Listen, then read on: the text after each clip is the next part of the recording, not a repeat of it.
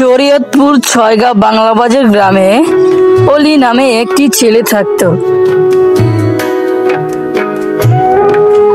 অলির একটি সুন্দর মুরগি ছিল। সে মুরগিটা অনেক বড় হয়ে গেছে। একদিন সকালবেলা অলি আর অলির মা উঠানে বসে আছে, আর অলি বসে বসে ললিপপ খাচ্ছে। এই সময় হঠাৎ করে অলির বোনে আর অলির দুলাভাই আর ভাগ্নি বেড়াতে আসলো। সোনিয়া মা, তুই কেমন আছিস? এতদিন পর আমাদের কথা মনে পড়লো। সেই কবে চলে গেলি, আর এখন আসলি। আমাদের কথা কি তোর একটুও মনে পড়ে না? হ্যাঁ মা, আমি ভালো আছি। অনেক দিন পরে আসলাম। তোমার জামাইয়ের অনেক ব্যস্ত থাকে, তার জন্য আসা হয় না। তোমার জামাইয়ের অফিস এখন বন্ধ, তাই ভাবলাম ঘুরে আসি, তাই আসলাম। জামাই বাবা, তুমি কেমন আছো? আমাদেরকে তো ভুলেই গিয়েছো। সেই কবে চলে গেলা আর আজকে আসলা। আম্মা, আমি অনেক ভালো আছি। আপনার মেয়ে অনেক দিন ধরে বলছে আমাকে গ্রামের বাড়ি আসতে, মানে আপনাদের বাড়িতে, কিন্তু অফিসে কাজের অনেক চাপ, তাই আসা হয়নি। তো এখন কয়দিন ছুটি পেয়েছি, তাই আসলাম। অলি কোথায়? ওরে যে দেখছি না। অলি বাবা, তোর বোন, তোর দুলাভাই আর তোর ভাগ্নি আসছে আমাদের বাড়িতে বেড়াতে। এখন আমি বলি কি, তোর এই মুরগিটাকে জবাই করে তোর বোন, দুলাভাই, ভাগ্নিকে খাইয়ে দেই। কারণ এই মুরগিটা ছোট থেকে পালছি, কিন্তু ও কোনো ডিম দেয় না। শুধু শুধু ওরে খাবার দিয়ে কি লাভ যদি ডিম না দেয়? না গো মা, আমি এই মুরগি তোমাকে কাটতে দিব না। এই মুরগির সাথে আমার অনেক ছোটকালের স্মৃতি জড়িয়ে আছে।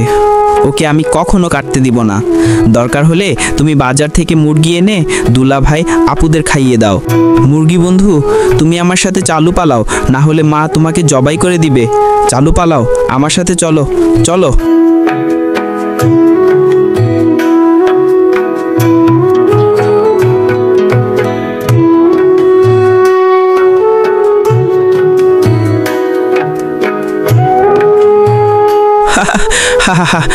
মুরগি বন্ধু, তুমি ডিম পারো না দেখা মা তোমাকে জবাই করে দিতে চাইছে।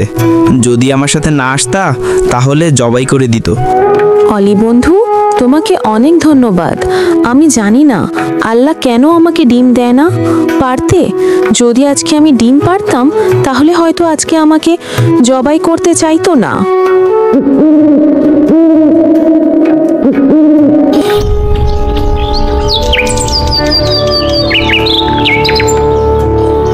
অলি বন্ধু, তুমি কই? চলো এদিকে আসো, দেখে যাও কি হয়েছে।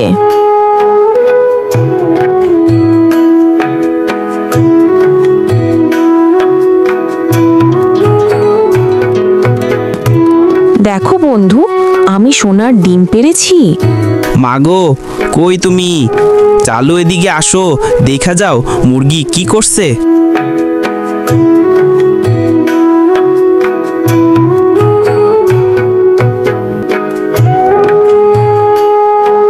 দেখো মা, আমার মুরগি সোনার ডিম পেড়েছে।